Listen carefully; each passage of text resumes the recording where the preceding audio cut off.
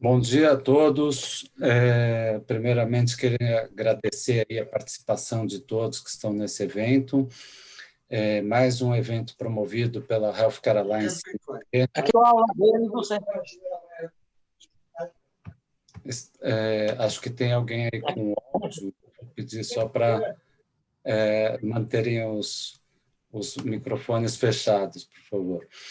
Então, pessoal, eu queria agradecer aí a presença de todos que estão com a gente nesse evento, né? Um evento promovido aí pela Healthcare Alliance e IMV.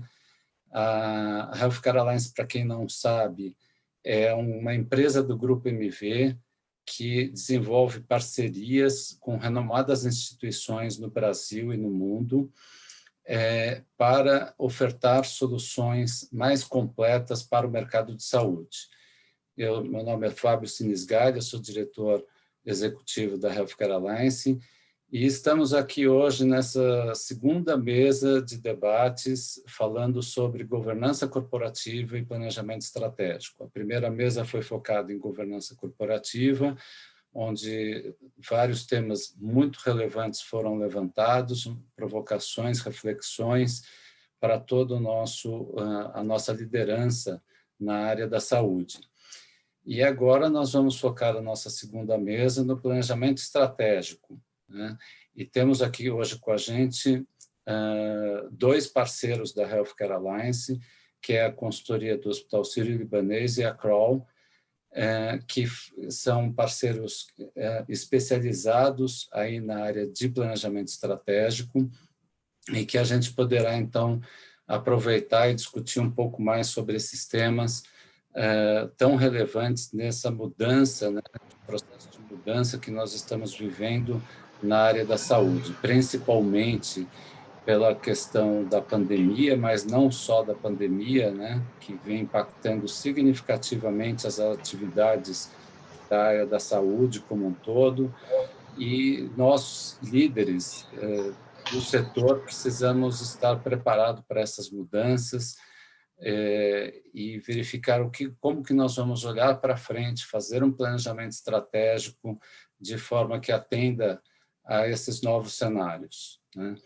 Então, esse é o nosso motivo desse encontro. Já queria agradecer a participação aí do Rafael e do Marcelo, que são os nossos consultores aí que estão com a gente hoje nessa live, agradecer a participação de todos e lembrar para todos que queiram fazer alguma pergunta para um dos nossos parceiros, palestrantes, que possam fazer aí através do chat, que ao final nós vamos interagir com o debate. Então, para dar início aí para a nossa primeira mesa, eu queria apresentar o Rafael Saad Fernandes, que é da consultoria do Hospital Sírio-Libanês. Rafael foi gerente de estratégia do Hospital Sírio-Libanês e tem passagem por áreas de planejamento e projetos no governo do Estado de São Paulo. Atualmente é gerente da consultoria e professor universitário no curso de Gestão em Saúde. Então, Rafael, vou passar a palavra primeiro para você, falar um pouco sobre planejamento estratégico, conceito e prática, né? E principalmente, né, naquela nossa análise costumeira, né, das ameaças e as oportunidades que nós temos aí com esses cenários em transformação. Então, com você, Rafael, muito obrigado. Legal, obrigado, Fábio. Obrigado a vocês da Healthcare Alliance pelo convite, bom dia a todos. Como o Fábio apresentou, sou Rafael Saad, a minha área principal de atuação é em planejamento estratégico, trabalho com consultoria nesse setor há pelo menos 10 anos, na área da saúde há 7. Inicialmente trabalhei com planejamento estratégico mais no setor público, dentro do governo do estado de São Paulo, na prefeitura de São Bernardo, mais na área de educação e cultura, na verdade, e planejamento de políticas públicas de maneira geral. Depois fui migrando um pouco mais para a saúde, primeiro com planejamento estratégico nas unidades públicas que o Sírio faz gestão, depois fui progressivamente me enfiando um pouco mais na parte privada aqui do Sírio, com atividades de consultoria, depois com planejamento estratégico. Esse ciclo atual de planejamento estratégico do Sírio foi o ciclo que eu participei ali como gerente dessa área de estratégia, e do ano passado para cá eu estou à frente da equipe de consultoria, né? Essas atividades de planejamento estratégico são projetos muito costumeiros para a gente, tanto no nível de planejamentos municipais, estaduais de saúde, que a gente tem uma atuação, planejamento de redes de saúde e hospitais, tanto públicos quanto privados. A gente tem desenvolvido um trabalho de consultoria há pelo menos 8 anos dentro do Círio com essas frentes de trabalho. Eu tentei dividir aqui um pouco essa minha fala nesse bloco inicial de apresentação, falar rapidamente o que todo mundo costuma dizer que são conceitos de planejamento estratégico, mas focar um pouco mais no que os hospitais e os serviços de saúde, de maneira geral, precisam ter para colocar de pé um planejamento estratégico na prática, né? Olhar o que está colocado nos manuais, é sempre aí a regra, mas na prática ver processo de planejamento estratégico rodando de maneira integrada e funcional não é tão comum, né? A gente fala muito em planejamento estratégico, mas vê pouco funcionando. E separei 8 desafios aí que eu estou enxergando junto com a nossa equipe, que vão ser fundamentais para os gestores em saúde estarem atentos no momento aí de fazerem seus planejamentos estratégicos para 2021. Tá? Então, começando, em geral, a gente olha para a literatura para ver conceitos de planejamento estratégico, se depara com frases muito boas aí de Kaplan e Norton, né? A gente pode olhar para uma biblioteca de planejamento estratégico, ver uma série de livros grossos que falam um bocado sobre o que são conceitos de planejamento estratégico, mas poucos deles acabam dando uma sinalização do que a gente deveria fazer na prática, e com foco em saúde é um escopo de literatura ainda mais restrito, né? A gente viu aqui no país pouca literatura dedicada a planejamento estratégico para a área da saúde. Na nossa área de consultoria, a gente está tentando trabalhar um pouco para criar um pouco mais de arcabouço para essa área, mas são inserções raras e nem sempre tão felizes, né? Pouca adaptação para a realidade do setor e muita discussão teórica, pouca referência prática do que a gente pode fazer para colocar um processo de planejamento estratégico de pé. Na minha visão, o que a gente vê na maior parte dos hospitais e serviços de saúde são consultorias que chegam ou pessoas dentro da instituição que têm algum conhecimento, fazem uma série de oficinas, né? A gente faz aquela discussão linda, maravilhosa, missão, visão, valores, cria objetivos, desenha mapa estratégico, né? Faz reuniões, define projetos. De repente, aquilo é colocado num PowerPoint ou num relatório, vai para a gaveta de alguém e dali 3 anos alguém lembra e fala assim, poxa, nós precisamos fazer um planejamento estratégico de novo, né? São poucas instituições que a gente vê que esse processo acontece de forma progressiva, participativa, efetiva e que se mantém num ritmo de execução de médio e longo prazo. Quando acontece algum ritmo de execução, ele é espasmódico, né? A gente cria lá um planejamento, monta um mapa, faz 2, 3 reuniões ao longo dos primeiros meses, de repente as pessoas começam a ser consumidas pelo incêndio do dia, e aquele processo de planejamento fica esquecido, né? As metas que a gente estabeleceu, ninguém nem lembra mais por quê, os objetivos que estão colocados no mapa se tornam alguma coisa um pouco etérea, ninguém lembra muito por que está escrito daquela forma, né? E o acompanhamento da execução dos projetos é simplesmente por acaso, né? Não sei se isso é a realidade das instituições de vocês, mas a gente tem desenvolvido trabalhos no Brasil todo e não é raro encontrar situações como essas, tanto no setor público quanto no privado, né? Lugares que conseguem montar esse processo de planejamento, colocar de pé e estruturar uma área ou definir alguém com a responsabilidade de manter vivo e em constante funcionamento o planejamento estratégico, é bem raro. Assim, depois de ter visitado algumas centenas de instituições de saúde no país, eu estou para dizer que eu consigo ver esse processo rodando, talvez, num conjunto de instituições que caibam numa mão, talvez duas, né? É bem raro de ver esse processo completo de maneira bem efetiva, né? De maneira geral, a gente vê uma definição de missão, visão, valores, eventualmente propósito, mas que é só um cartaz na entrada dos hospitais com alguma frase de efeito, né, bastante interessante para chamar a atenção dos passantes, né? Em termos de objetivos estratégicos, a gente vê mapas que estão colocados lá, bonitos, com layout interessante, com objetivos arrojados, né, mas são só frases de efeito sem nenhum propósito real por trás e que não são vivenciados pela organização no dia a dia. Em termos de indicadores e metas, a gente vê poucas metas claras, objetivas, a gente vê indicadores muitas vezes, mas em alguns lugares até indicadores sem metas, o que é uma coisa difícil de entender, por que existem assim, e muitas metas baseadas simplesmente no feeling do gestor, ou no desígnio de algum gestor que se vê como um imperador dentro da instituição e que quer ditar um desempenho futuro, mesmo que seja arbitrário. Do ponto de vista de projetos, a gente eventualmente vê os projetos serem desenhados, mas o acompanhamento de execução deles bem precário e pouca cobrança do ritmo de execução, né? A gente vê se montarem cronogramas que vão sendo mudados ao longo do tempo, projetos que às vezes se arrastam de maneira infinita, né? Assim, parece que projeto não precisa ter prazo, né? E pouca atividade de inteligência, de avaliação de cenário, de percepção de oportunidades e ameaças que podem impactar esse processo de planejamento, né? Parece que todo mundo, quando consegue colocar de pé algum planejamento, planeja pensando só para si, né? Esquece que precisa combinar com a concorrência, né? Que ela precisa fazer aquilo que a gente planejou no nosso planejamento estratégico, que o cliente precisa se comportar daquela forma que a gente estava esperando que iria se comportar. E não é bem assim que as coisas acontecem, né? Então, ter alguma atividade de inteligência contínua de avaliação de cenário, não fazer só uma análise SWOT lá no começo do processo de planejamento e enterrar ela numa gaveta, é fundamental para que a gente tenha um planejamento vivo e em constante transformação.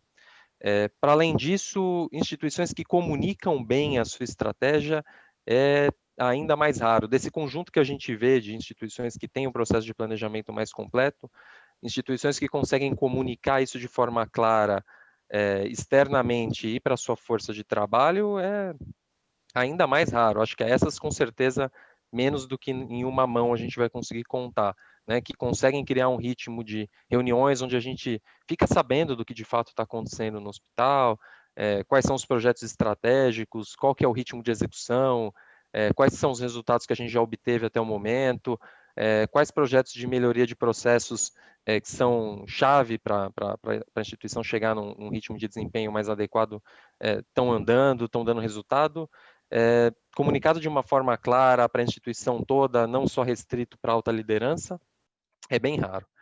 E encontrar equipes altamente capacitadas para serem responsáveis por esse processo, aí são realmente bem poucos lugares que conseguem, né? A gente tem tentado, dentro dos nossos cursos aqui no Sírio, tanto de nível de pós-graduação, como cursos agora livres que a gente está fazendo nessa área de planejamento estratégico e projetos, colocar um pouco mais tangível esse aspecto de como tocar na prática projetos alinhados ao planejamento estratégico, e a gente percebe que na maioria dos lugares as pessoas nem sabem muito qual que é o objetivo estratégico do lugar onde elas trabalham, né? Quando muito lembram da missão, visão, valores, porque ela está lá na porta e ele passa todo dia e lê, né? Quando lembra mais ou menos de cor aquela frase, né? Então, é basicamente isso, né? A gente conseguir ter esse processo todo rodando, e aí pensem para dentro da instituição de vocês, se todos esses passos que eu estou comentando estão de pé, e eu tenho certeza que vocês vão encontrar algumas falhas aí nesse processo como um todo de ter um planejamento estratégico rodando. A primeira atividade que, em geral, a gente faz no planejamento estratégico, que é de fazer uma matriz SWOT ou fazer qualquer tipo de avaliação de cenário, a gente tem uma série de ferramentas, mas costumeiramente a matriz SWOT é uma das mais utilizadas, a gente parte para olhar ameaças e oportunidades que podem impactar positiva ou negativamente no desempenho da nossa organização. Eu acho curioso que a gente enxergue isso de uma maneira segregada, né? Oportunidades num bloco, ameaças num outro bloco. Muitas vezes no setor de saúde, em especial, essas duas coisas se misturam e têm limites bem tênues. A gente enxerga para alguns elos da cadeia oportunidades onde existem ameaças para outros elos da cadeia. A gente enxerga oportunidades naquilo que são ameaças para os nossos concorrentes. Então, tentar tratar isso um pouco mais em bloco, talvez seja importante, especialmente para esse ano que vem, que a gente vai viver de muitos desafios. E aí eu tentei levantar aqui, a partir das discussões de planejamento estratégico que a gente tem feito, tanto com a nossa equipe de consultoria quanto internamente aqui no Círio, temas que seriam relevantes para a gente pensar em 2021 e que, né, precisam estar na mente dos gestores no momento de fazerem aí seu processo de planejamento. Vou passar rapidamente por alguns deles e depois, no momento da discussão, se vocês quiserem aprofundar, a gente pode falar um pouquinho de mais alguns. Do ponto de vista de investimento e de caixa, seguramente vai ser um ano de muito desafio, né? Muitas das instituições consumiram recursos para criar capacidade para dar conta da Covid, ou tiveram aí uma queda sensível de receita e vão estar com caixa bastante afetado, o que vai limitar muito a capacidade de investimento. Então, abre-se aí uma dificuldade, mas também uma oportunidade de ensinar as instituições a priorizarem, né? O segredo do planejamento estratégico, no fim, é priorizar esforços, né? Selecionar aqueles recursos que eu tenho e aplicar da melhor forma para serem efetivos aí, para criar a transformação que a gente imagina para as organizações. Então, esse é um primeiro desafio. A gente vai ter que pensar aí como a instituição vai focar, selecionar muito aquele pequeno conjunto de projetos que vai trazer o resultado que a gente está esperando ali de médio e longo prazo. Trabalhar com processos, com melhoria de processos, vai ser absolutamente fundamental. Parece que é uma ameaça, mas eu vejo também como uma oportunidade, né? O fato da gente ter que equilibrar um pouco melhor as contas dos hospitais vai abrir a oportunidade de trabalhar com aqueles processos que a gente tinha medo de mexer, né, que a gente tinha receio de mudar, de criar algum transtorno na instituição, a gente vai ser obrigado a começar a mexer um pouquinho mais nessas coisas, né, reduzir despesa operacional, acabar com desperdício, focar em valor, né, e, sobretudo, criar capacidade virtual, né, de maior produção sem investimentos, né, conseguir ser mais ágil no atendimento, agilizar as áreas de diagnóstico, de pronto atendimento, ser mais ágil nas altas, nas internações, conseguir fazer um setup de sala cirúrgica mais ágil, todas essas coisas vão permitir que a gente crie capacidade adicional sem muitos investimentos, né? Então, pensar nessas coisas vai ser fundamental. A gestão da informação é um terceiro desafio que eu acho muito importante. A pandemia mostrou o quanto ele é relevante. A gente não tinha, no começo da pandemia, informação em tempo real da situação do país, em termos de disponibilidade de leitos, né? Essa é uma informação básica para a gente conseguir fazer uma resposta para a crise, e mesmo os hospitais, na maior parte, não têm essa informação em tempo real, né? De como está a ocupação dos seus leitos. Alguns têm sistema e, mesmo assim, usam mal, né, para conseguir identificar esse uso de capacidade. Ter essa visão mais clara, pensar nas salas de comando para acompanhar os processos, ter essa informação útil para a tomada de decisão, vai ser um elemento bastante importante, precisa estar contido no planejamento estratégico de vocês. Do ponto de vista de aquisições, o Marcelo vai falar um pouquinho também mais desse tema, vai ser um ano seguramente agitado, né? Para quem está capitalizado para fazer compras e a mercado, vai ser um momento interessante. Vários hospitais vão estar em dificuldade, vão acabar se tornando alvos mais fáceis aí de compras de grandes grupos. Para quem está se propondo já a se colocar à venda antes dessas ofertas aparecerem, é um momento para enxugar suas despesas, demonstrar que a instituição tem valor e que ela tem que ser mais valorizada nesse momento de venda. E para quem ainda não está à venda, né, porque muitos hospitais acham que vão conseguir passar bem por esse processo de consolidação, mesmo pequenos e médios, o que vai ser bastante difícil, a gente ainda tem muito espaço para consolidação. Para quem ainda não está à venda, talvez seja o momento de começar a pensar se isso não vai acabar acontecendo no médio ou longo prazo, né?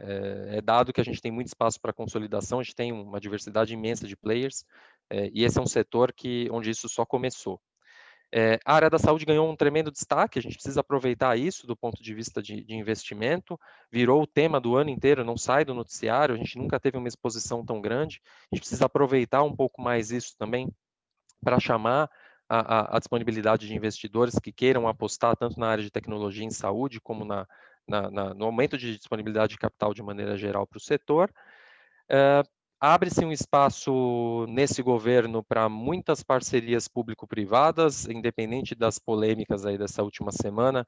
A gente tem visto uma série de possibilidades nesse setor, algumas experiências exitosas, algumas nem tanto, mas a gente sabe que para quem tem esse desejo de apostar nesse setor, tem possibilidade de investir nesse setor, seguramente a gente vai ter algumas oportunidades surgindo aí no ano que vem, tanto no formato de PPP, como a gente tem visto as operações aí de bata branca e bata cinza em algumas instituições, como para gestão em organizações sociais. Do ponto de vista da Covid, ela seguramente vai ser um desafio aí para a gente continuar lidando. Não enxergo que a gente esteja no momento pós-pandemia, a gente está no momento talvez de metade desse fenômeno, se não até menos da metade. A gente vai ter um ano que vem ainda bastante desafiador.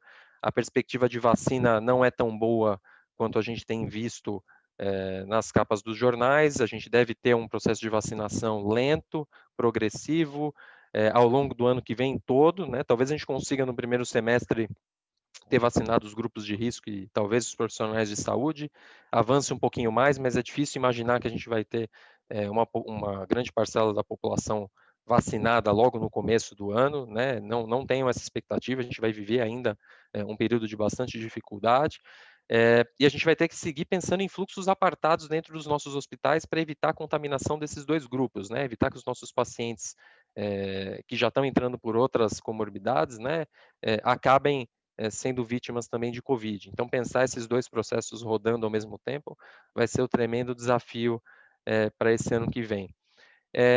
E só para finalizar, eu acho que esse momento da pandemia levantou algumas coisas, uma cultura de solidariedade, uma visão de que a gente pode trabalhar mais junto e que a gente não deveria perder ao longo desse ano que vem, né? A gente nunca viu o setor privado, e aí não a saúde, né, mas todos os outros setores se envolvendo na causa da saúde.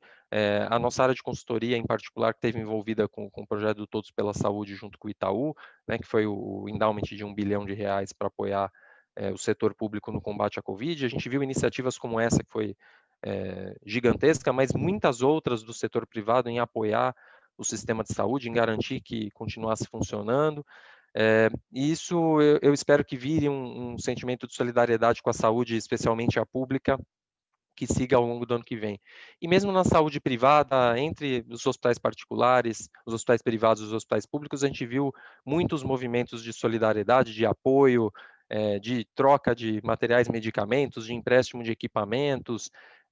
Eu acho que a gente precisa manter esse espírito muito vivo de que a gente não é um setor onde todo mundo concorre com o intuito de aniquilar os concorrentes, mas de que a gente pode, trabalhando de maneira conjunta e articulada, ter grandes vitórias aí para o setor, tem espaço para todo mundo e a gente conseguiria crescer muito mais juntos se estivesse trabalhando de uma maneira ainda mais integrada, tanto entre os players prestadores de serviço, mas na cadeia produtiva de saúde de maneira geral. Tá?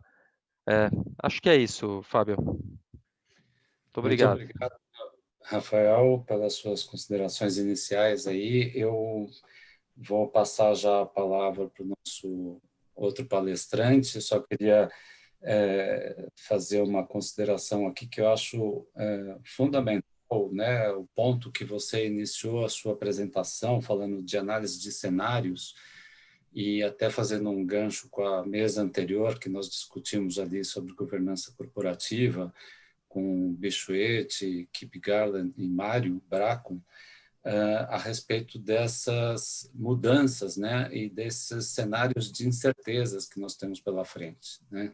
Então, isso é um desafio muito grande que a gente deve ter, né, todos os líderes aí da área da saúde, de como fazer essas análises de cenários de incertezas, né, que realmente a gente não sabe exatamente como e o que vai acontecer, né?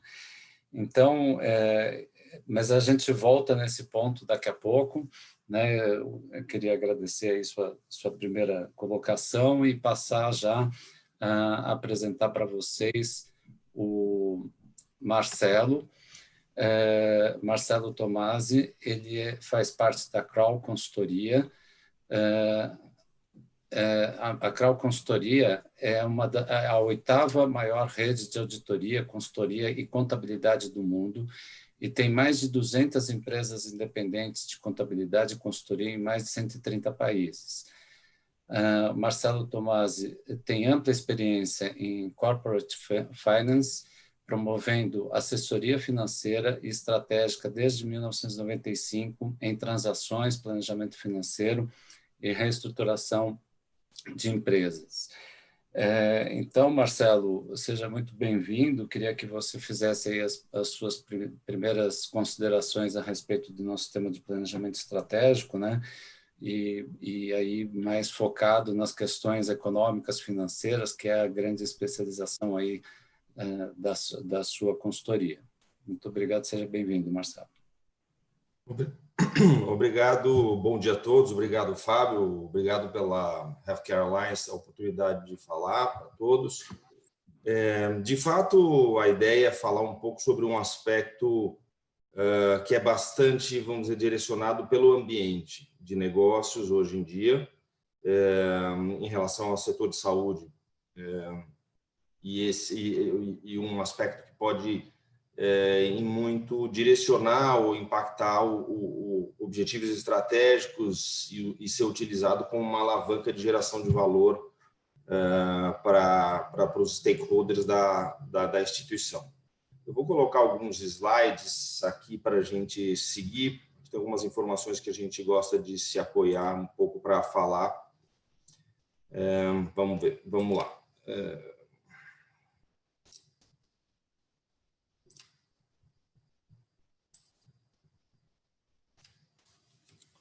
Tá ok, Fábio? Tá vendo bem? Ótimo. Bem, então na realidade, a ideia é falar um pouco sobre esse processo de consolidação e falar um pouco da repercussão disso dentro do segmento de saúde. Obviamente, é fácil, bom, todos sabem, mas vale a pena sempre mencionar, quer dizer, os pressupostos de o porquê a gente vê isso acontecendo no ambiente de saúde. É um dos segmentos mais importantes da economia brasileira, representa cerca de 9% do PIB. Em 2018, foram 637 bilhões de reais, dos quais 57% se referem ao setor privado. O potencial de crescimento ainda é muito significativo se a gente compara o setor, o gasto per capita no Brasil com os países da OCDE.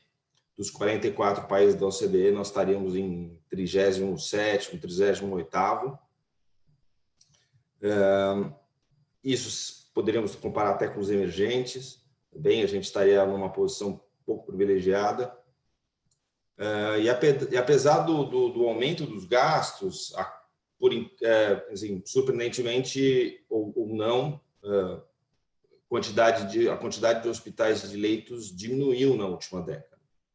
Por alguns dados que nós temos, entre 2010 e 2019, a quantidade de hospitais saiu de cerca de 6.900 para 6.700, o que aparentemente parece contraintuitivo, pensando na necessidade da saúde no Brasil e também, vamos dizer assim, no potencial de crescimento. E principalmente a redução essa redução ela é devida principalmente do lado privado e não do lado público. Na verdade, do lado público, a quantidade de hospitais se expandiu e isso está refletido também na quantidade de leitos, mas na quantidade de hospitais privados ela reduziu razoavelmente nesse período. A gente vê aqui dois gráficos que mostram para a gente o crescimento do gasto total na saúde no Brasil, público e privado, e a quantidade de leitos aí reduzindo um pouco nesse período. Então, fica claro que, apesar de alguns desafios, é um segmento extremamente relevante para a economia brasileira. E ele continua sendo muito atrativo. E aqui eu estou me referindo principalmente à nossa relação, a interação que a gente tem principalmente com investidores, a interação que a gente tem com grandes corporações, a interação que a gente tem com agentes econômicos relevantes do segmento, fontes de fomento, que sempre mantém o segmento de saúde como um segmento que tem muita atratividade.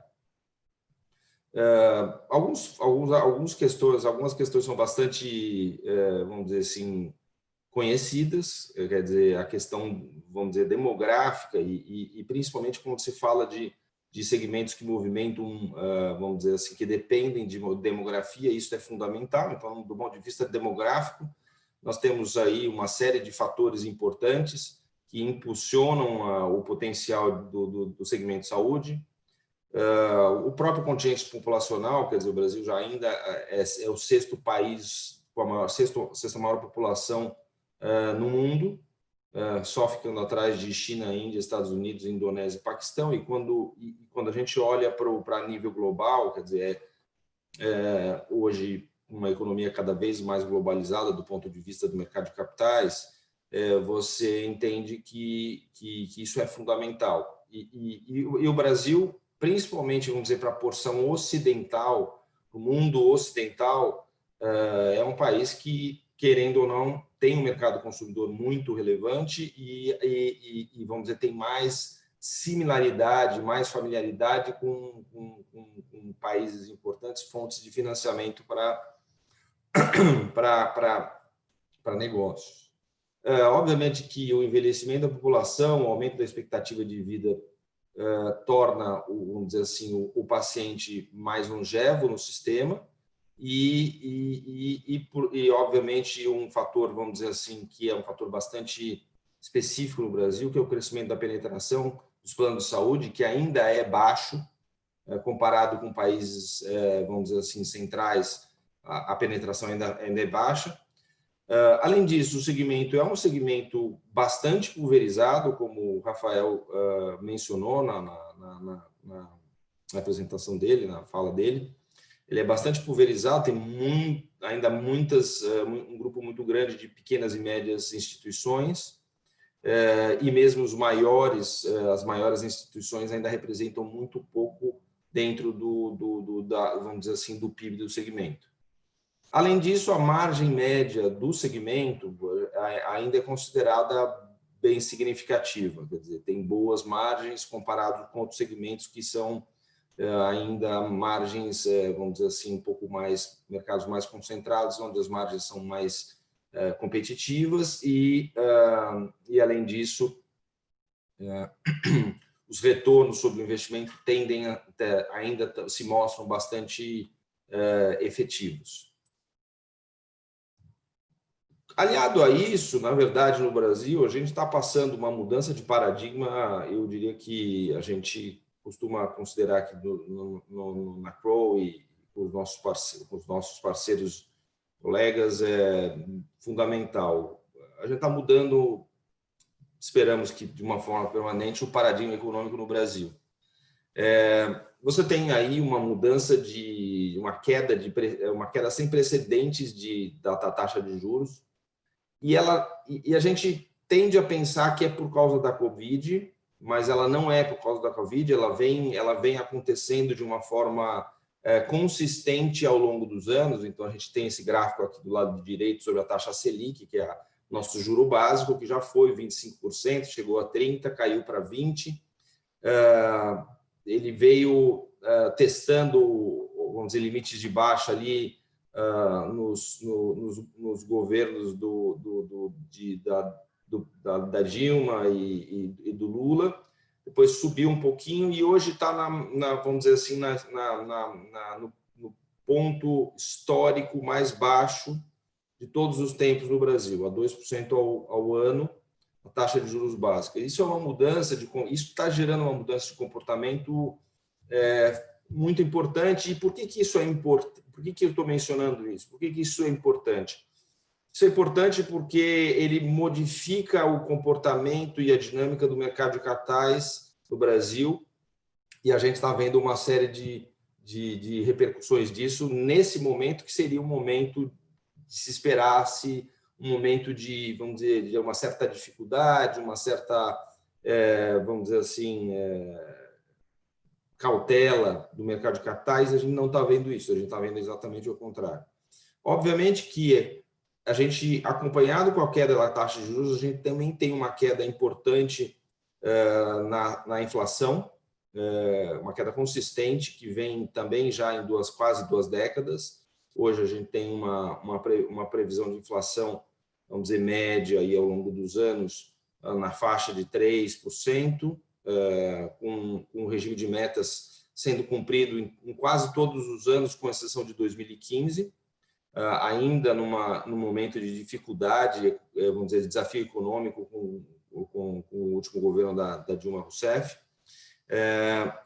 E hoje você tem uma equipe econômica que tem um receituário fiscal responsável, tentando obedecer teto de gastos, com expectativa de reformas estruturais, administrativa, tributária.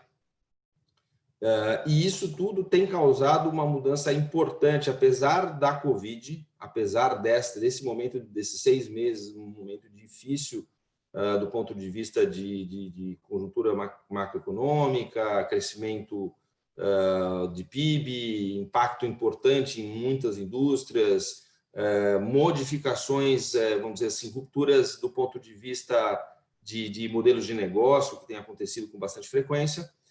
Você tem aí uma mudança de expectativas de agentes econômicos, ainda que, vamos dizer assim, um aspecto político, vamos dizer assim, ainda do governo brasileiro ainda ainda bastante instável, mas mesmo assim você tem uma mudança de agentes econômicos, reconhecendo esses aspectos como sendo, de fato, uma possível mudança permanente do nosso paradigma econômico. O que isso tem gerado? Acho que é importante olhar e entender que isso tem gerado dentro do mercado de capitais um novo normal que começa até antes mesmo da Covid, vamos dizer assim, com um aumento do volume de investimento, o volume de capital disponível para investimento como nunca se viu. Então, a gente vê, por exemplo, do ponto de vista da indústria de private equity, uma abundância de capital, um crescimento gradativo dos volumes de capital disponível, capital comprometido, por conta dos private equity venture capital, um crescimento enorme do número de gestoras no Brasil. E, obviamente, o segmento de saúde é um segmento que vem ganhando um espaço grande, importante dentro do segmento, dentro do mundo da indústria de private equity venture capital. Hoje você tem disponível, pelo menos, hoje, a números da BV Capital, cerca de 200 de capital comprometido, cerca de 200 bilhões de reais no Brasil. E no ano passado você teve, na série histórica, o maior nível de investimento de venture capital e private equity no Brasil, que girou em torno de 23 bilhões de reais. E a gente vê também que a pauta desses investimentos ela vai muito focada para 4 segmentos importantes: tecnologia, um deles, obviamente, educação, saúde, certamente uma das áreas com grande foco, e um pouco também no setor agrícola. E, mais recentemente, o que a gente tem visto, por exemplo, na Bovespa, é um volume de ofertas, de ações nunca pensado para um momento como esse. Hoje a gente já tem até outubro, a Bovespa divulgou cerca de 97 bilhões de reais já de ofertas captadas no mercado brasileiro, dos quais 30 bilhões são ofertas novas, e a gente vê nos jornais a todo dia mais e mais empresas entrando na fila, se listando para poderem, vamos dizer assim, participar dessa iniciativa. Então, a gente vê o mercado de capitais, de fato, muito abundante. E, no fundo, esses três aspectos têm vamos dizer, uma mudança de paradigma econômico, um mercado de capitais muito abundante, um segmento de negócio com grande potencial de crescimento e bastante pulverizado. Você vê aí todos os elementos necessários para, vamos dizer assim, um processo de consolidação e de crescimento por aquisições bastante intensivo. Todos esses componentes são típicos de um processo de consolidação que, no Brasil, ele vem, na realidade, se acelerando. Principalmente depois de 2015, com a abertura da possibilidade do mercado de saúde para o capital estrangeiro. Isso se tornou cada vez mais, enfim, algo importante. Então, a gente vê que entre 2000 e 2015, você teve em torno de... entre 2010 e 2015, você teve 50 transações, e de 2015 a 2020, considerando já 2020 até outubro, cerca de 188 transações. Isso fez com que 2/3 dessas transações ocorridas em 2018, 19 e 20, quer dizer, nos últimos 2 anos e meio, 3 anos quase, um volume de transações enorme, dos quais a gente via esse processo que, quando se iniciou nos anos 2000, com poucos players, principalmente players locais, e hoje você identifica pelo menos 25 consolidadores, boa parte deles empresas externas, empresas do exterior, empresas, vamos dizer, de fora do Brasil, algumas delas aqui no Brasil, algumas delas no Brasil, e no total, quer dizer, dentro desse período, a gente fez uma pesquisa e identificou cerca de 80 compradores distintos nesse momento. Quer dizer, e aí eu estou chamando serviços de saúde nesse gráfico, hospitais, laboratórios, clínicas e alguns outros aspectos, como serviços, vamos dizer assim, aplicados a esses negócios. Então, quer dizer, a gente vê um processo de consolidação que começou há 5 anos, mas que tende a se acelerar rapidamente. Num ano ruim, um ano difícil, com muita incerteza em função da Covid, com um problema, vamos dizer assim,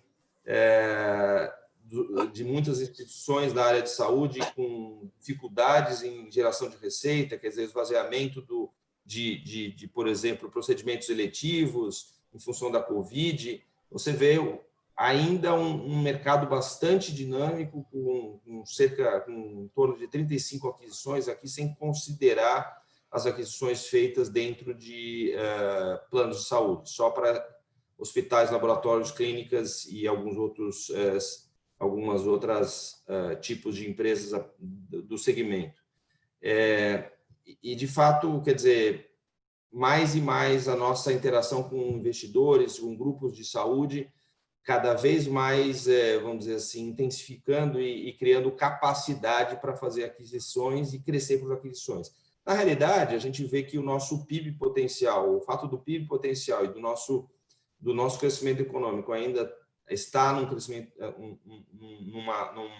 num patamar bastante, vamos dizer assim, tímido, até justifica ainda mais, como um quarto fator, justificaria ainda mais o processo de aquisições, porque na medida que você tem um dinamismo baixo econômico numa economia, crescimento orgânico, o crescimento por aquisições acaba ficando bastante competitivo em relação ao esforço que se faz para o crescimento orgânico. Enfim, o que a gente imagina, e eu acho que esse é o ponto importante, talvez a provocação e a mensagem um pouco para as instituições de saúde. Não há dúvidas que esse processo de consolidação ele vai avançar, ele tem todos os componentes, como eu falei anteriormente, vamos dizer assim, que ajudam a fermentar esse processo, ajudam a transformar esse processo. Que Um deles, a atratividade, a questão da abundância de capital. A gente está vendo agora, por exemplo, a Redditor também se preparando para fazer uma nova um follow-on e uma captação de recursos. A gente conhece um pouco também outras gestoras algumas gestoras de private equity que estão reservando um punhado razoável de dinheiro para colocar em instituições de saúde, tecnologia baseada aplicada à saúde, serviços de saúde.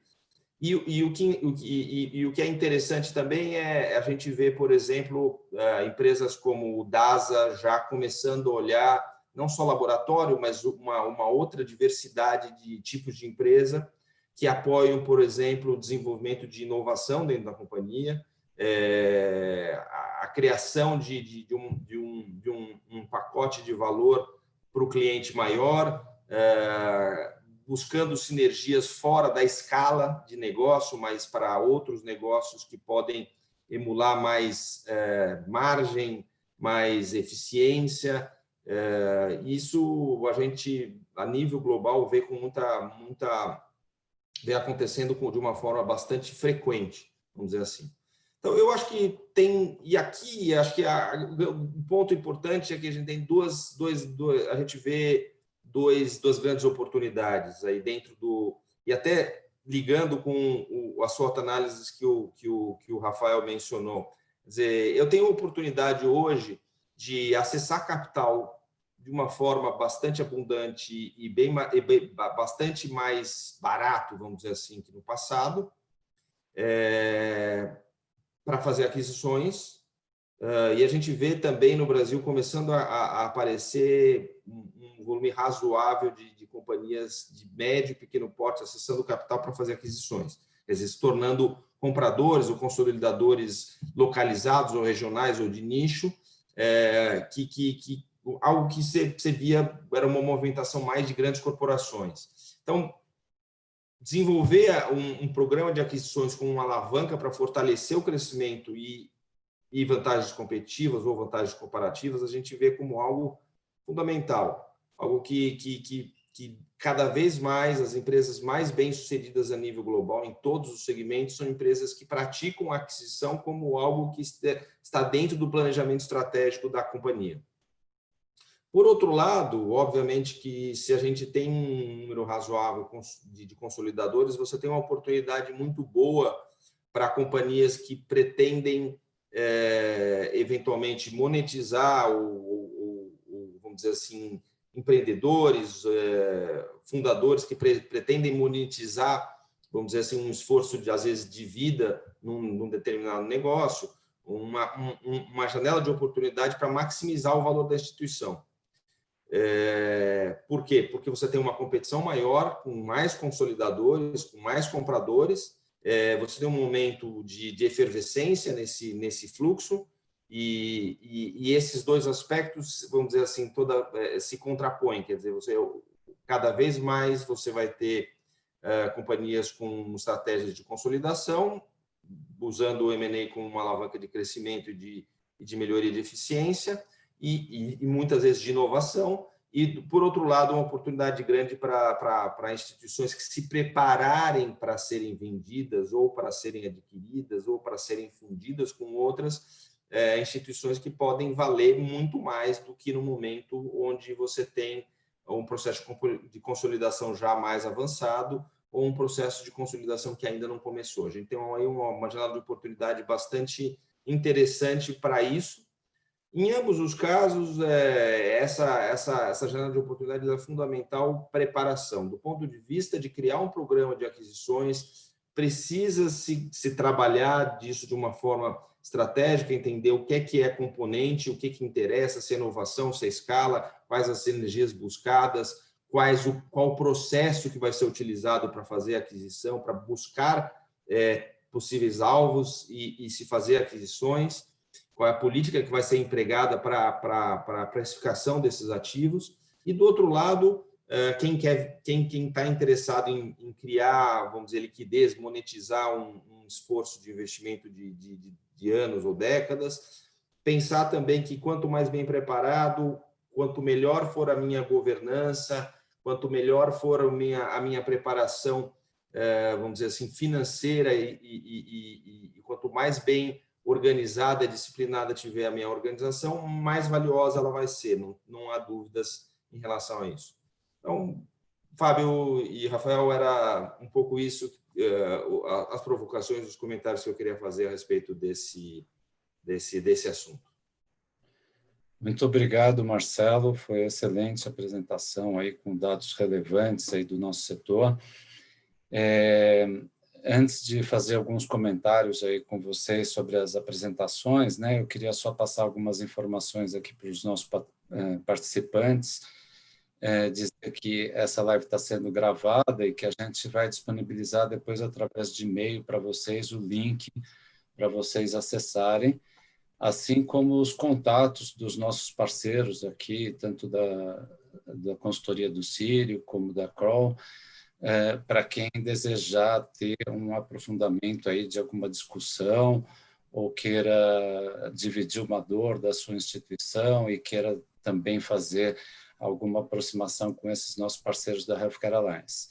Então, eu queria voltar aqui um pouquinho para o Rafael, comentar um pouco o que você falou a respeito do planejamento estratégico vivo, né?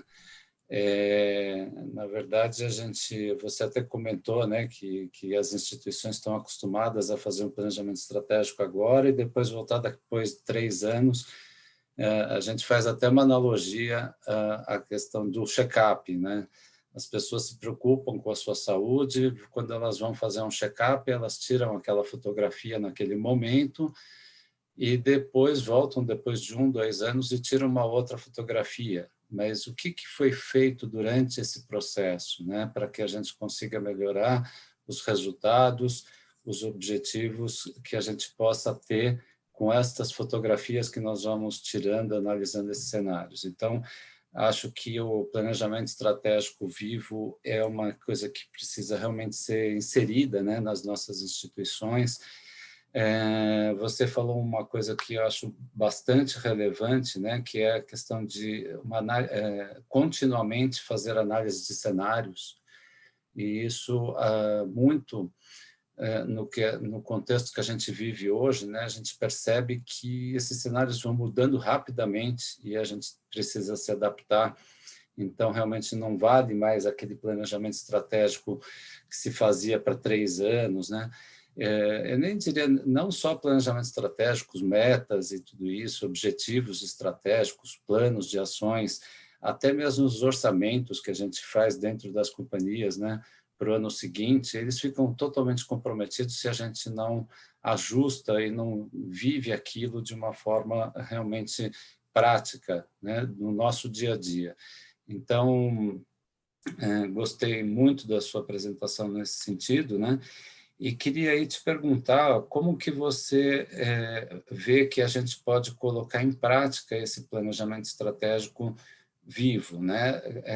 Fazendo essas análises de cenários. Você sugere alguma metodologia, a consultoria do Círio, para que isso aconteça no dia a dia das instituições, para que a liderança das instituições de saúde tenham uma forma de acessar, de fazer essas análises, de acessar os resultados, de mudar estratégias, como que isso se torna prático nas instituições com esse novo modelo mais processual, como você citou? Eu acho que o exemplo que você deu, Fábio, é o mais preciso para explicar, é o que está mais alinhado com a forma como eu imagino que deveria ser o processo de planejamento estratégico em instituições de saúde. A comparação do planejamento estratégico tradicional com o check-up, para mim, é perfeita, né? Eu entendo que o planejamento estratégico nos hospitais deveria ser, por analogia, aquele modelo de atenção primária que a gente tem preconizado tanto, que a gente faz um acompanhamento contínuo, né, uma condução da continuidade do cuidado, né, monitorando o resultado, pensando em valor. Essa, para mim, é a perfeita analogia, né? Pensar que a gente, né, o modelo de check-up da forma como a gente sempre pensou, já não dá conta dessa realidade, né? A gente deseja agora ter um acompanhamento da nossa saúde muito próximo, a saúde das organizações também deveria ser acompanhada dessa forma. E para mim é muito curioso, e eu como de formação não tenho formação como profissional de saúde, me tornei profissional de saúde nesse bloco mais de gestão, eu acho muito curioso que o profissional de saúde, sobretudo médico, enfermeiro, quando está na posição de gestão, não trabalha assim, porque ele toma a decisão em relação ao paciente dessa forma, né?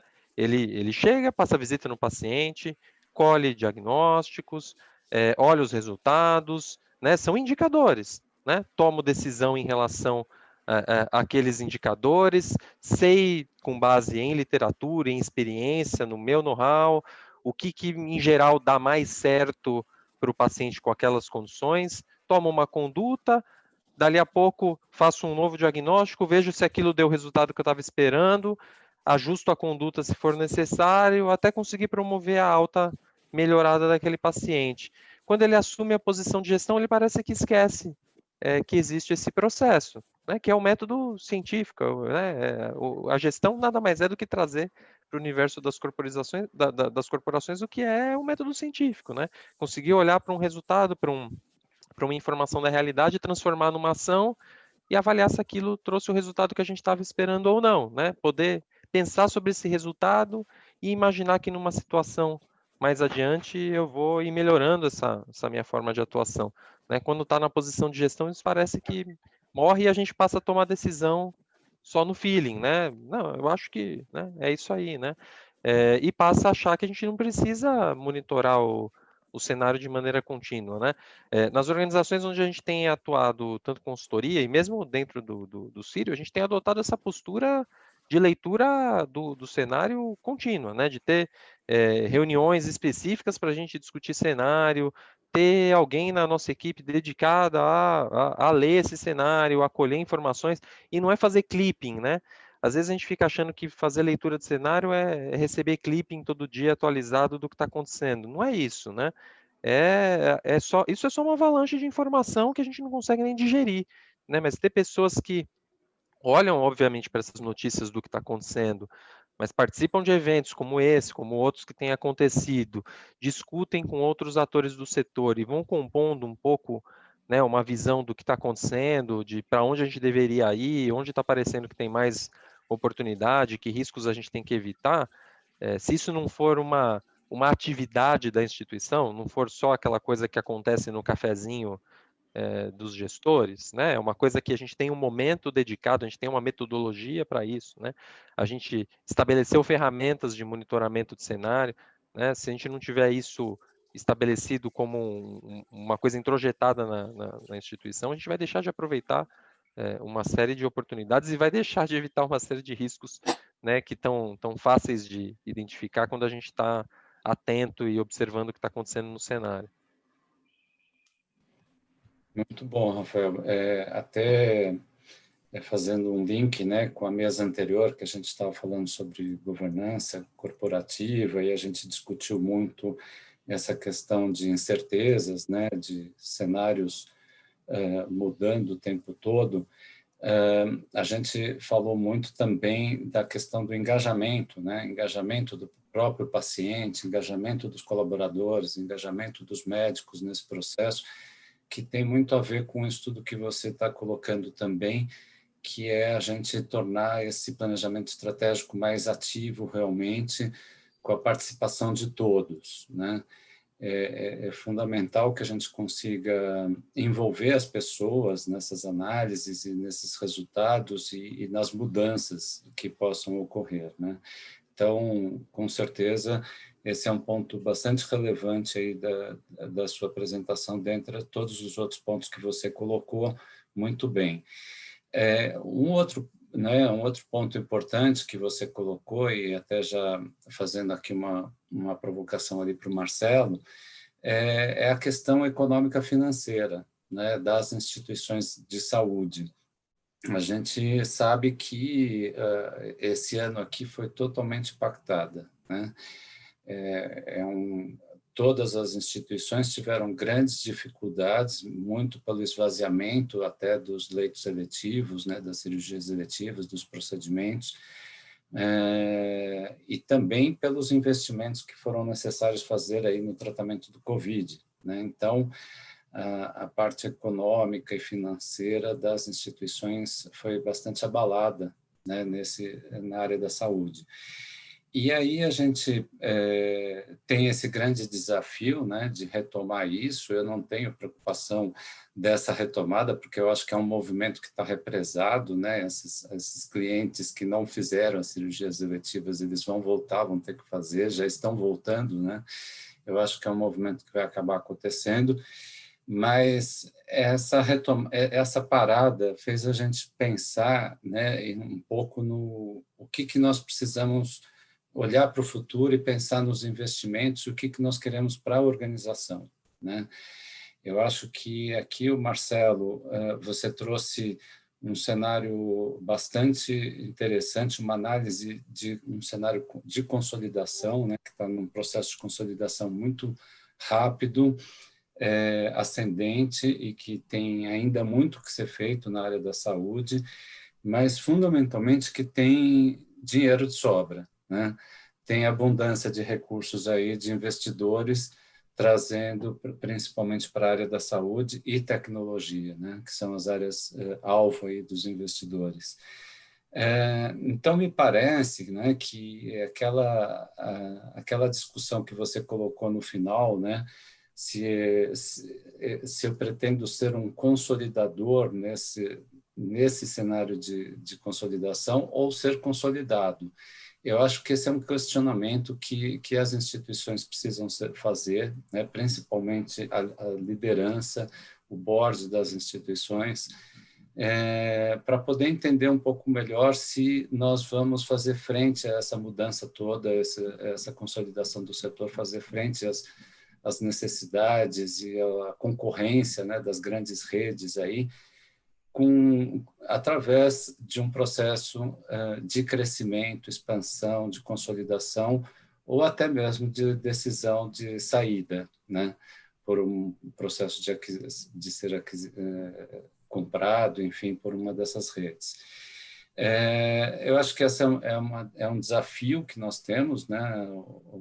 Os executivos das instituições têm que pensar qual o caminho que vai desenvolver, mas, de qualquer maneira, tanto para um caminho como para outro caminho, eu acho que as instituições precisam se preparar, né, para essa transformação. E essa preparação é que eu queria explorar um pouquinho mais com você, né, que é um especialista aí nessa área de M&A e tudo mais. Como que as instituições podem se preparar para um caminho ou para outro, no sentido de agregar valor para os seus negócios, né? E poder ter oportunidades melhores lá na frente. Claro. Bem, eu acho que, Fábio, é muito do que foi falado na mesa 1 e do que o Rafael falou também a respeito de planejamento estratégico. Eu diria que as empresas, acho que tomar a decisão de qual caminho você vai, se você vai ser um consolidador, se você vai ser, mesmo que em pequena escala, não precisa ser, quando eu falo ser um consolidador, eu não preciso ser necessariamente ser a Redditor, que recebeu aporte de bilhões de reais do Fundo Soberano de Singapura, mas eu posso estabelecer uma pauta de aquisições onde eu vou comprar uma startup de tecnologia numa determinada área, vou buscar uma startup de biotecnologia em outra determinada área. Então, basicamente, eu acho que o primeiro ponto é fazer um exercício de reflexão dentro do planejamento estratégico, dizer o seguinte: eu posso usar M&A como uma alavanca de crescimento, de inovação e de fortalecimento das minhas vantagens comparativas ou competitivas? É possível fazer isso? É possível. Eu preciso trabalhar isso. Isso não é algo que é tradicionalmente tratado por empresas de médio e pequeno porte, em especial, às vezes até nem de grande porte no Brasil. Não é algo que você vê poucas instituições que se prepararam para fazer aquisições. Esta preparação, esse planejamento dentro do planejamento estratégico, quer dizer, apoiando o planejamento estratégico, é fundamental. Então, esse é um primeiro ponto para se preparar, quer dizer, vou discutir claramente o seguinte: o que eu quero melhorar no meu negócio, quais são os meus objetivos estratégicos e como que o M&A pode me alavancar e me emular essas facilidades, né? O que eu tenho que comprar que faz sentido. E aí, preparar o processo de compra é fundamental. Você ter, eventualmente, assessores, uma equipe própria de M&A, como grandes corporações, como, por exemplo, o DASA, um deles que tem, a própria Redditor. Você tem alguns players que já se movimentaram nesse sentido, são caras grandes, mas que você pode emprestar essa capacidade contratando assessores para fazer pontualmente essa discussão e depois para executar a tua estratégia. Acho que esse é o primeiro ponto. O segundo ponto é, olhando para o lado ainda do lado do comprador, é ter claramente vamos dizer assim, uma visão de como eu vou fundiar essas aquisições, porque muitas vezes a gente já se deparou com situações onde você tem uma empresa que tem uma política, uma estratégia de aquisições bem clara, só que não tem o financiamento disso claro, né? Então, quer dizer, eu vou financiar a partir da minha geração de caixa própria, eu vou buscar capital de terceiros. Isso, uma vez decidido o caminho, eu preciso começar a entender como é que eu vou financiar isso antes de sair para fazer aquisições, porque senão você acaba gastando dinheiro com assessor e depois não tem dinheiro para fazer a aquisição necessária, tá? Então, fazer um budget disso é fundamental, eu diria. Não só de gastos com despesas do processo, mas também do próprio capital para fundiar, para financiar essas aquisições. E do lado do vendedor, eu diria que é fundamental entender que quanto mais bem preparado estiver, empresas, é engraçado, mas são empresas por exemplo, de médio e pequeno porte no Brasil, que tem um controle financeiro, uma contabilidade, uma auditoria, uma contabilidade auditada, elas não só são mais organizadas, como elas valem mais.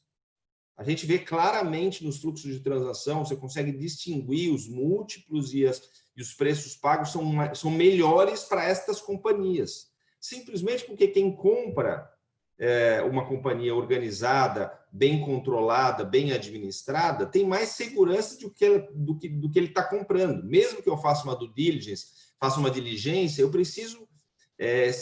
se essa diligência ela é mais simples, acontece de uma forma mais natural, mais tranquila, o comprador fica muito mais tranquilo de fazer uma oferta. E, às vezes, você consegue gerar mais competição no processo de venda quando você tem uma empresa muito bem organizada. Então, eu diria que a preparação do ponto de vista de gestão financeira, controle financeiro, ter uma contabilidade, ter auditoria, por outro lado, ter um planejamento financeiro, estratégico financeiro, um plano de negócios bem estruturado. Isso não só é bom para valorizar a empresa, mas é bom para quem toca o negócio e para quem vai buscar valor para os stakeholders, para o acionista, etc. Além disso, vamos dizer assim, ter um aspecto importante é você ter dentro da tua instituição, nem que seja pelo menos o preparo ou encaminhamento de uma gerência, de uma média gerência, porque muitas vezes o que a gente vê são companhias que se preparam, têm as coisas razoavelmente organizadas, mas elas não têm uma gerência, tem lá o fundador ou os diretores, que às vezes, muitas vezes são sócios da empresa, e depois você tem lá a baixa gerência e o time operacional. Você não tem um corpo que dá tranquilidade para o investidor de capital, ou às vezes até para o comprador, de que saindo a diretoria, os fundadores, os sócios, você continua tocando essa entidade, essa instituição de uma forma adequada. Então, eu diria que em linhas gerais, a gente podia ficar 2 horas falando sobre isso aqui, mas em linhas gerais eu diria que você ter um bom planejamento financeiro, ter uma boa governança, ter uma estrutura de pessoas que dê conta de administrar a instituição e que não dependa do dono da empresa ou dos sócios, do lado do vendedor, vamos dizer assim, das empresas que vão ser consolidadas, é fundamental. E o importante, eu acho, comentar, Fábio, é que nesse ponto, timing também é fundamental. Eu diria que a gente viu muitos casos em alguns segmentos que o cara perdeu o momento, a janela de oportunidade, perdeu o momento de consolidação. Depois desse momento de consolidação, que significa que, sei lá, os maiores players do mercado vão ter mais que 50%, 60% da receita do segmento, e aí podem ser 5, 10, 20, enfim, esses grandes players vão ter consolidado razoavelmente até quase próximo de 2/3 do segmento. Daí para frente, as empresas passam a valer menos. Ela pode ser organizada, ela pode ser uma empresa arrumadinha, mas ela vai valer menos pela simples ótica de que o comprador, que já consolidou o mercado, na medida que ele faz as aquisições, ele vai crescendo no tamanho das aquisições. Então, se você for conversar com grandes instituições hoje que já fizeram uma consolidação grande, por exemplo, Fleury, DASA, né? Você quer vender um laboratório de 4, 5 unidades, eles não querem comprar em São Paulo, porque já está consolidado. Aquilo ele consegue organizar o crescimento orgânico de uma forma muito mais eficiente do que fazer uma aquisição. Então, isso também tira a competição, passando o processo mais intenso de consolidação, isso tira a competição num processo de venda, por exemplo, e tirando competição significa que valor cai. Com certeza. Marcelo, fundamental tudo isso que você trouxe, né? Essa reflexão. Acho que esse questionamento é um questionamento que os líderes precisam se fazer a todo momento. Acredito até que nos cenários, né, de mudança, de incertezas que nós temos, as decisões elas possam ser mudadas, né? De repente, hoje eu posso decidir crescer, né, para depois ser consolidado. Enfim, eu acho que as coisas não precisam ser estáticas, né? Como a gente estava conversando com o Rafael, o planejamento estratégico ele é vivo, né? E ele vai se mudando, mas de qualquer maneira o que não posso é ficar parado diante desse cenário de mudança, né? Eu preciso me preparar, eu preciso decidir por investimentos, crescimento, ou até mesmo por uma solução mais rápida, né? Mas, enfim, eu acho que essa discussão, como você falou, a gente poderia ficar aqui fazendo o dia inteiro. E, então, já finalizando, porque nós estamos aí nos minutos finais, né?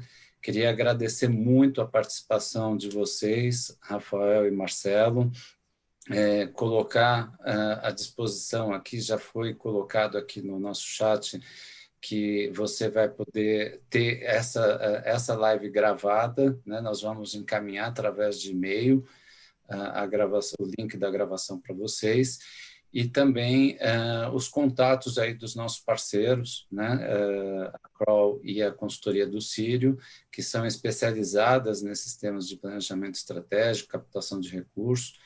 E a gente, então, está à disposição também através da Healthcare Alliance, da MV, para ajudá-los a encontrarem as melhores soluções, né? Só vou passar agora já agradecendo aos nossos participantes por aqui estarem com a gente até esse horário.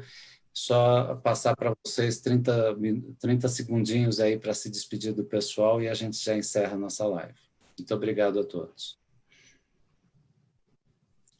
Bom, obrigado a todos aí pela audiência e pelo convite, especialmente aí, Fábio, para participar desse evento, foi muito bacana. Queria ressaltar que a nossa área de consultoria está super à disposição de todos vocês, se quiserem conversar, debater questões de cenário, discutir um pouco o futuro das organizações de vocês, a gente está à disposição, independente de qualquer coisa, o café para a gente tomar juntos aí, né, vai ser ótimo no momento que for adequado para vocês, e a gente está disponível para conversar também virtualmente se for necessário. E queria ressaltar que melhor do que fazer planejamentos estratégicos belíssimos com PowerPoints extensos, né, e com toda a pompa, é ter objetivos e metas, poucos objetivos, metas bem escolhidas e arrojadas e garantir um bom ritmo de execução. Se vocês quiserem fazer as organizações irem adiante num ano de tanta dificuldade, essa é a principal dica que eu deixaria para vocês. Muito obrigado. Perfeito. Bom, Fábio, eu agradeço também, Fábio e Rafael, eu agradeço pela participação, foi bastante interessante. Agradeço a todos os participantes. Enfim, a gente fica à disposição para qualquer tipo de consulta, discussão, pergunta, apoio, como o Rafael falou, tomar café.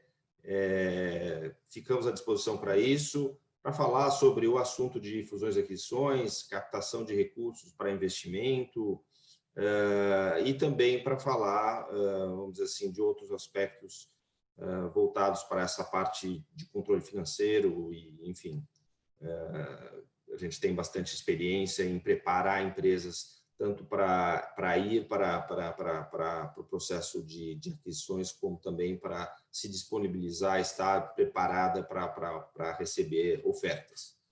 Então, enfim, mais uma vez, fico à disposição e agradeço. Obrigado, Rafael, Marcelo. Obrigado a todos os participantes.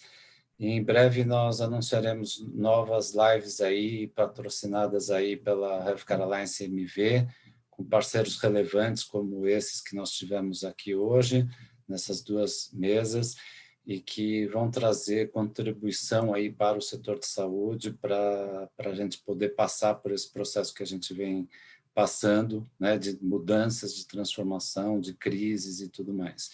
Então, muito obrigado, tenham um bom dia a todos.